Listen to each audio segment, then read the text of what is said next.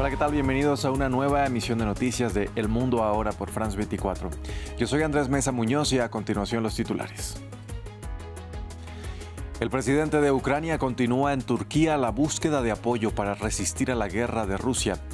Volodymyr Zelensky se reunió con el mandatario turco Recep Tayyip Erdogan mientras fuentes ucranianas dijeron que Estados Unidos estaba discutiendo posibles condiciones de paz con Rusia.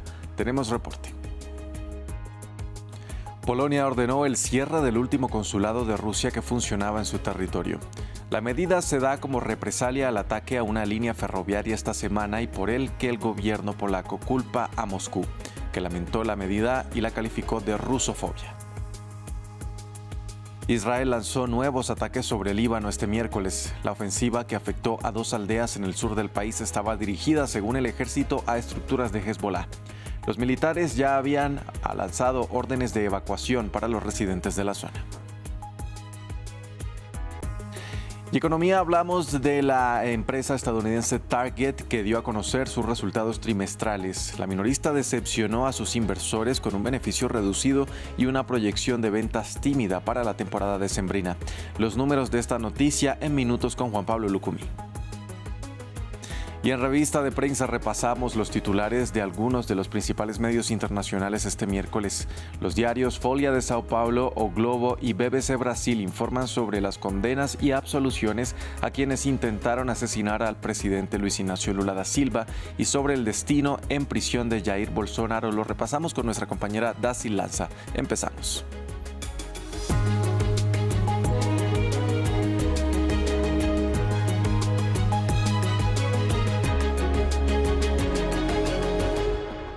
Vamos a iniciar con información sobre la guerra en Gaza. El ejército israelí reportó que volvió a atacar objetivos de Hamás en todo el enclave palestino.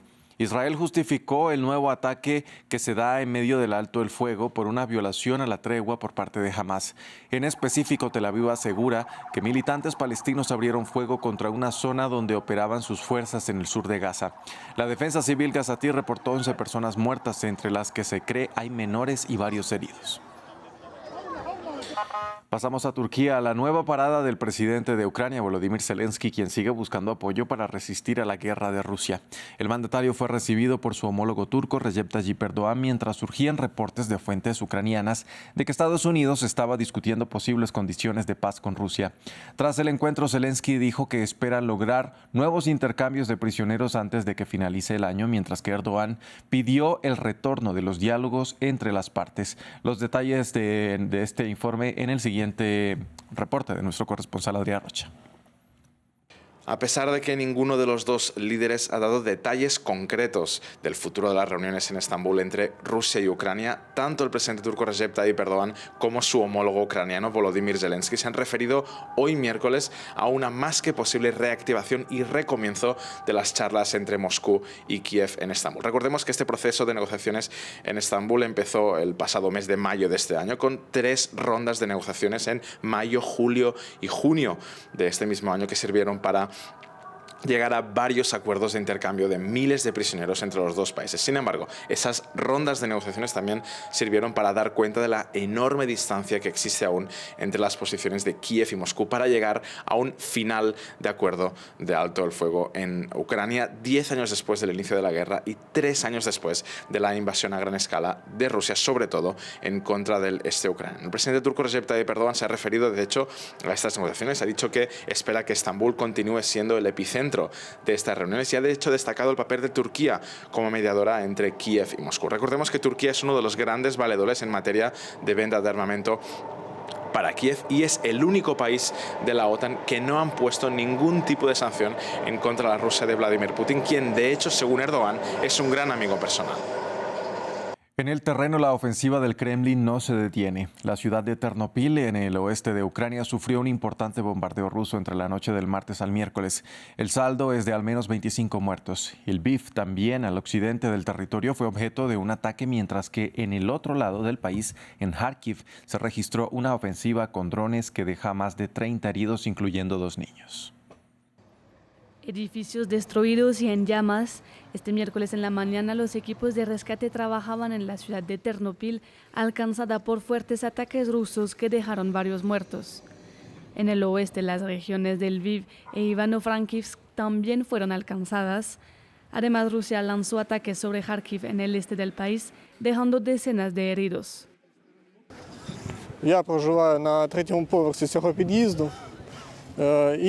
Vivo en el tercer piso de este edificio. Cuando ocurrió el ataque, estaba junto a la ventana. Un dron Shahed volaba afuera. Hacía un ruido increíble. A medida que se acercaba, me trasladé al pasillo porque parecía peligroso. Después impactó. La onda expansiva me lanzó al fondo del pasillo. Los habitantes de la capital Kiev también tuvieron que esconderse en el metro debido a los ataques.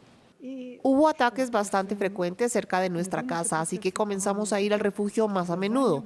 Como mi marido está en el ejército y presta servicio, está muy preocupado por nosotros y nos insta a ir al refugio. Este miércoles una delegación estadounidense llegó a Kiev para reunirse con representantes ucranianos y discutir del fin de la guerra. Por otra parte, Zelensky está en Turquía para también debatir de una posible paz para Ucrania que por ahora parece lejana.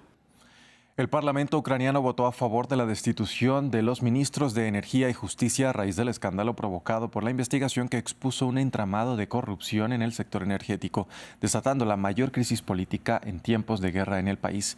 El titular de Justicia, quien se desempeñó como titular de Energía desde 2021 hasta 2025, y la actual ministra de Energía habían renunciado anteriormente bajo la presión del presidente Zelensky. La investigación sobre un presunto plan de $100 millones para controlar la contratación en la agencia nuclear estatal ha provocado indignación y rechazo de la población a la gestión del gobierno. Polonia anunció hoy que cerrará el último consulado ruso que se encontraba en funcionamiento en Gdansk, tras acusar a Moscú del sabotaje contra una vía ferroviaria hacia Ucrania, señalamientos que el Kremlin niega alegando que se trata de rusofobia. Además, Polonia anunció el despliegue de 10.000 soldados en una operación especial para proteger a las infraestructuras polacas. Esta vez no fue una táctica de distracción como antes, sino un acto de terrorismo de Estado, porque la clara intención era causar bajas. Responderemos, y no solo por vía diplomática, como anunciaremos en los próximos días. Pasamos al Líbano, donde Israel lanzó una nueva ofensiva en el sur de su vecino contra lo que calificó como estructuras de Hezbollah. Los ataques se produjeron después de que el ejército instara a los residentes de la zona a alejarse del lugar. El martes Israel atacó un campo de refugiados que dejó 13 muertos. Los detalles desde Beirut con nuestra corresponsal Etel Bonet. Según los testigos, aquella era un simple hangar donde se utilizaba para que los jóvenes jugaran al fútbol, hicieran deporte, y no había presencia ni de armas ni tampoco de lo que son milicianos de Hamás.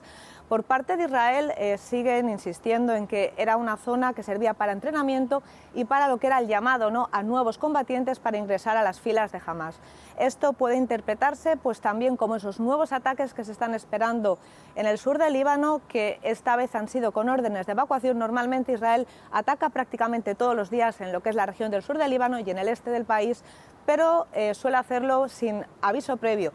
El pasado 6 de noviembre también hubieron esos llamamientos a la población civil para que evacuara algunos edificios en 5 localidades, y ahora han sido en 2 localidades en la zona, en la región de Tiro, que está en el sur del Líbano, donde se ha pedido que evacúen sus edificios porque habrían infraestructura Hezbollah y armas y municiones. Israel lleva semanas amenazando que debido a que hay ese lento desarme de Hezbollah por parte de las autoridades libanesas y del ejército libanés, ellos han tomado la delantera en este caso y quieren que Hezbollah deje de ser esa amenaza que significa para Israel en el sur del país, porque dicen que se están rearmando, que están reconstruyendo su capacidad militar tanto en el sur del país como en otras zonas. Pero también el último ataque, este ataque que estamos hablando en el campamento de Nel Helwe en Sidón, podría tener otra lectura, que en este caso estaríamos hablando que precisamente ayer el Consejo de Seguridad de la ONU votó la resolución por ese plan de paz del presidente estadounidense Donald Trump de la Franja de Gaza, y en el que se está pidiendo el que de alguna manera haya una amnistía para el grupo Hamás. Y precisamente este ataque ha sido horas después de que se votara y se aprobara, y también puede ser un llamado por parte de Israel en el que no está de acuerdo. La disputa diplomática entre China y Japón se recrudeció una vez más este miércoles cuando los medios japoneses informaron que Beijing había comunicado al gobierno japonés que prohibiría todas las importaciones de productos pesqueros japoneses. Esto se produce después de que China desaconsejara a sus ciudadanos viajar a territorio nipón, alegando motivos de seguridad que Tokio considera totalmente infundados. Un sector exportador de gran importancia para Japón, en dificultades. Según se informó, el gobierno chino comunicó a Tokio que prohibirá todas las importaciones de productos pesqueros japoneses. Oficialmente, Beijing habla de seguridad alimentaria, aunque deja claro el verdadero origen de su descontento. Las declaraciones retrógradas e infundadas de la primera ministra Sanae Takaichi sobre Taiwán han causado una fuerte indignación pública en China. En la actualidad, aunque se exportaran productos pesqueros japoneses a China, no habría mercado para ellos. La disputa diplomática comenzó a principios de noviembre, cuando Takaichi comentó que una invasión china de Taiwán constituiría una amenaza existencial para Japón que podría desencadenar una intervención militar. Beijing respondió con represalias económicas, como advertir a sus ciudadanos que no viajen a Japón debido a riesgos de seguridad no especificados. Un duro golpe para las industrias turística y hotelera del país. Los visitantes chinos son la principal fuente de ingresos de la industria turística japonesa, ya que representan casi una cuarta parte del total. Hong Kong y China continental juntas suelen representar más del 40% del mercado de exportación de marisco japonés, aunque no suponen una gran parte del PIB. Las exportaciones de marisco son un motivo de orgullo nacional para Japón, por lo que su prohibición tiene un peso simbólico. En 2023, China restringió los productos pesqueros japoneses debido al vertido de aguas residuales tratadas de la central nuclear japonesa de Fukushima, unos controles que estaban en proceso de levantarse antes de la última disputa. El respaldo en Japón a las declaraciones de Takaichi suponen que es poco probable que las tensiones se calmen en un futuro próximo. En noticias de España, la justicia concedió la libertad condicional de manera provisional a Santos Cerdán, exsecretario de la organización del Partido Socialista Español, quien fue el único o el número 3 del PSOE. Había estado durante más de 4 meses en la cárcel por presunta corrupción y ahora un juez del Tribunal Supremo decretó que no existe riesgo de que vaya a destruir pruebas. Los detalles desde Madrid con nuestra corresponsal Marina Colorado. 4 meses y 20 días después de entrar en prisión provisional, Santos Cerdán vuelve a ser libre, aunque sin pasaporte ni opción de salir de España y con la obligación de aparecer cada 2 semanas frente al juzgado. El exsecretario de Organización del Partido Socialista y ex número 3 de Pedro Sánchez, recordemos, está imputado por cohecho, pertenencia a organización criminal y tráfico de influencias en el llamado caso Coldo por supuestas adjudicaciones irregulares de contratos públicos a cambio de comisiones ilegales. El juez del Tribunal Supremo que lleva el caso ha anunciado la libertad condicional esta mañana al afirmar que se ha mitigado el riesgo de que Cerdán oculte, altere o destruya pruebas, que era la razón principal para encarcelarle el pasado 30 de junio. Sin embargo, ha reiterado que la investigación durante estos meses en los que el exintegrante socialista ha estado recluido ha confirmado y reforzado los indicios de criminalidad y que además se han abierto nuevas líneas de investigación. Esta decisión llega un día después de que la Policía Judicial Española haya publicado un nuevo informe con datos que revelan algunos detalles de esos contratos ilegales a cambio de dinero en los que el imputado habría tenido un papel destacado. Desde el Gobierno aseguran estar tranquilos con la libertad de Santos Cerdán y no temen lo que tenga que decir, pero por su parte los socios de investidura reiteran que el apoyo está condicionado a que no haya nuevos miembros del Partido Socialista involucrados en estos casos de supuesta corrupción y que de lo contrario exigirán la convocatoria de elecciones anticipadas. Con el fin de las eliminatorias para el Mundial de 2026, Curazao logró una histórica clasificación. El país caribeño será el más pequeño en jugar una Copa del Mundo. Además, es el cuarto debutante confirmado para el máximo torneo de la FIFA, sumándose a Jordania, Uzbekistán y Cabo Verde. Una lista que podría ampliarse luego de la ronda de repechajes. Un último pitido marcó el final del partido y un hito en la historia de Curazao. Con este empate contra Jamaica, el equipo amarillo y azul mantuvo su ventaja de 1 punto y terminó primero de su grupo. Así, Curazao se convirtió en el país más pequeño en clasificarse a una Copa Mundial de la FIFA. Hemos jugado muy bien esta noche contra Jamaica. Creo que nos lo merecemos y vamos directamente al Mundial con nuestros jugadores. Es hora de celebrarlo. Esta pequeña isla del Caribe, de apenas 444 kilómetros cuadrados, es una comunidad autónoma de los Países Bajos. Ahora, con diferencia, es el país menos poblado que participará en una Copa del Mundo, con sus 156.000 habitantes, un récord que hasta ahora ostentaba Islandia cuando participó en 2018. Junto a Curazao, otros países debutarán en el Mundial de 2026. Además de los caribeños, Uzbekistán, Jordania y Cabo Verde lograron su primera clasificación a la cita máxima. Un momento inolvidable para sus seguidores. No puedo expresar lo que siento. Estoy muy feliz. Por primera vez la selección de Uzbekistán ha llegado al Mundial. Estoy muy contento de que nuestro equipo llegue al Mundial.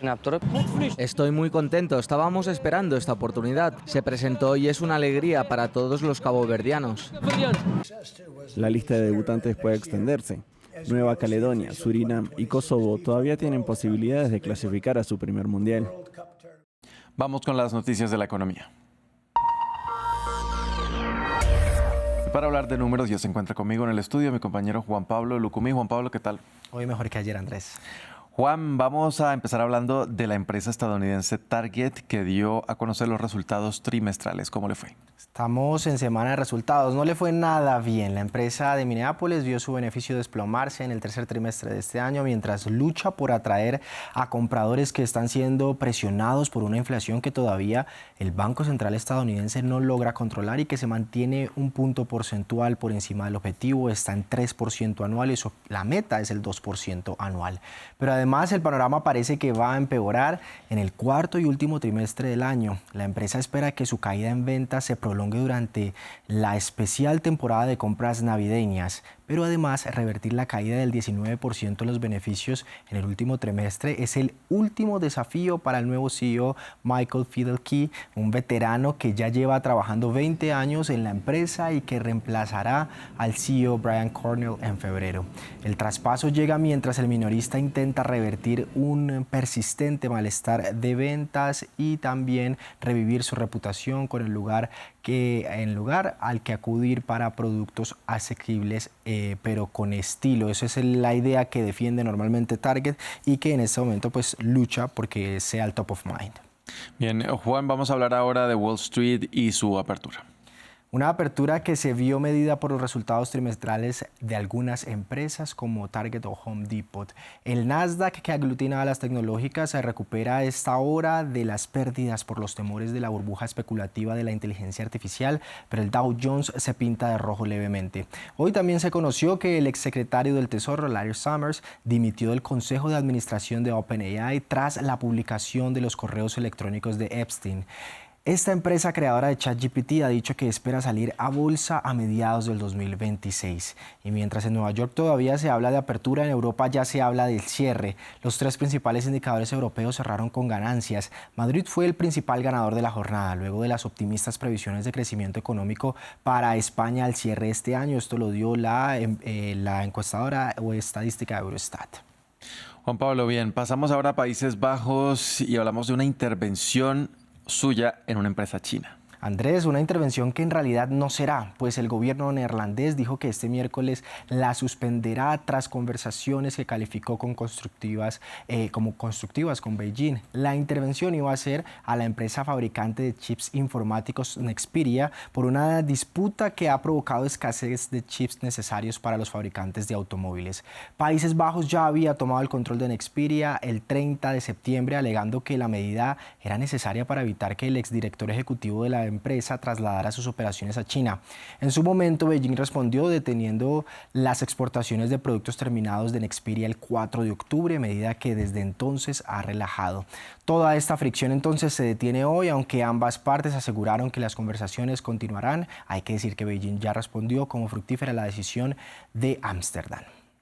Juan, en Túnez se organiza una huelga en el sector salud.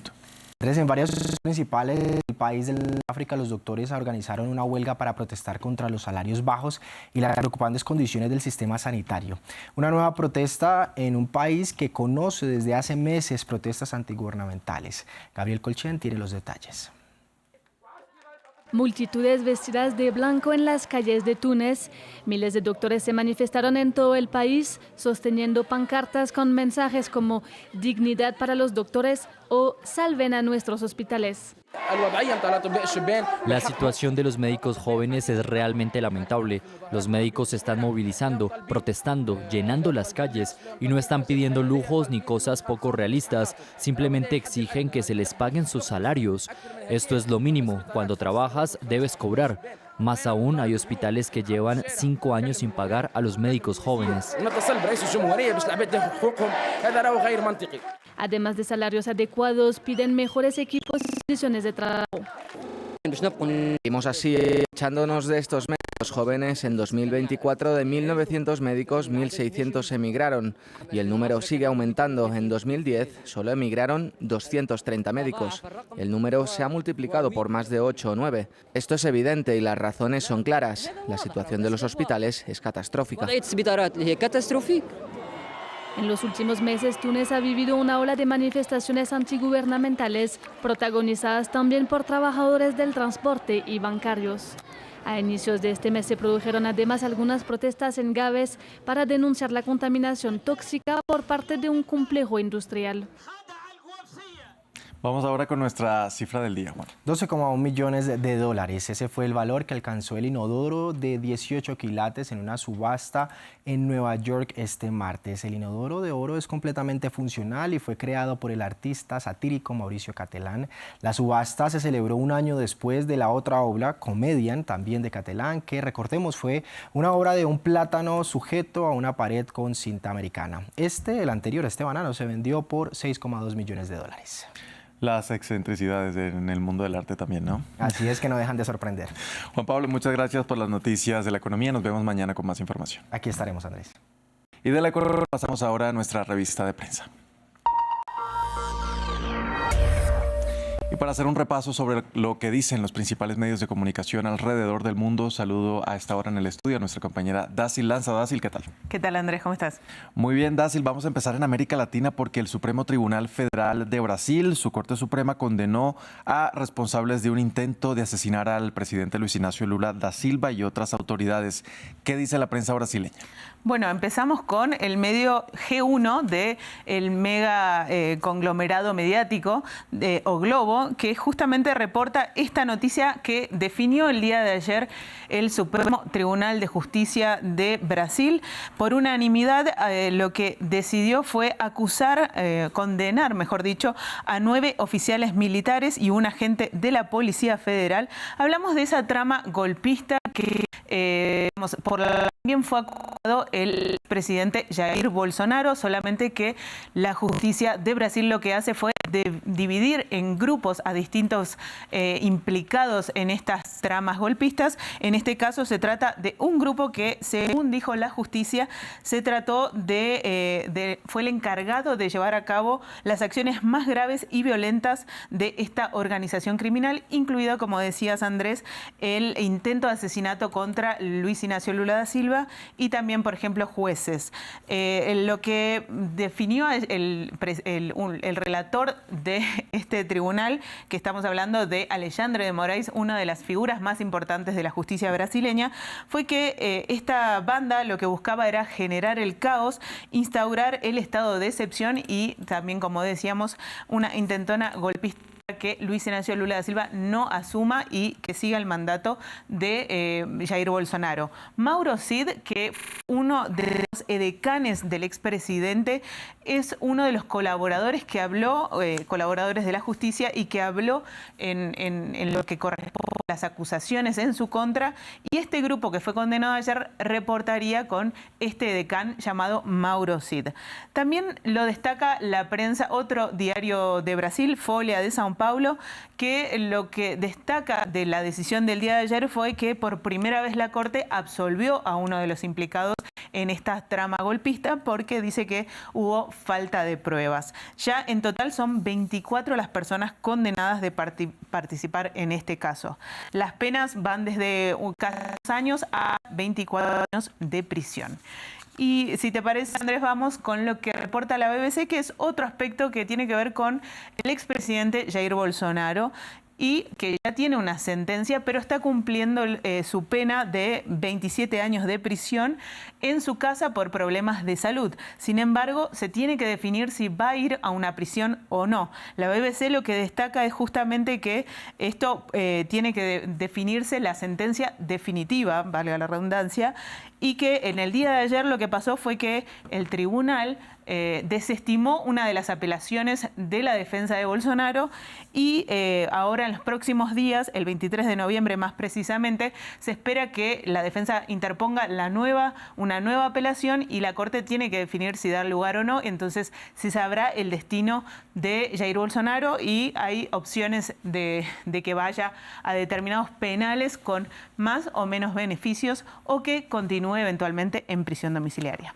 Bien, Dácil, de Brasil pasamos ahora al país vecino, su natal Argentina, donde hubo novedades respecto al caso Libra y el rol del presidente Javier Milei y en un caso contra la expresidenta Cristina Fernández de Kirchner. Así es, Andrés. Empezamos por lo que definió una comisión del Congreso que investigó justamente el rol del presidente Javier Milei en el llamado caso Libra. ¿Se acuerdan? Aquella investigación de una criptomoneda que el presidente argentino difundió en sus redes sociales y que después de ni bien fue lanzada, el presidente la difundió en su cuenta de X y luego de subir su precio, se desplomó y lo que reporta El País justamente es que son 114.000, más de 114.000 las billeteras virtuales que sufrieron pérdidas, mientras 36 billeteras fueron las beneficiarias. Entonces, lo que estaba investigando la comisión del Congreso fue justamente